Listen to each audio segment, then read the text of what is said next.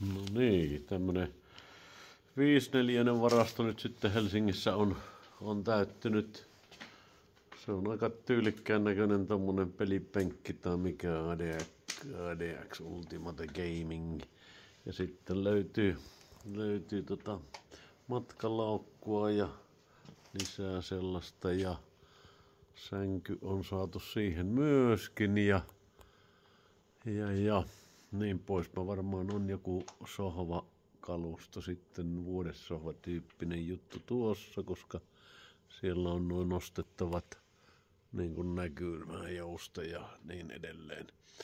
On varsi-imuria löytynyt tähänkin ja on sitten tuommoista, tässä on toista lokerikkohyllyä ynnä muuta. Vähän on tommonen niinku pussukkaa nyssykkää paljon, mutta niin kuitenkin kyllä ihan kelvollista tavaraa.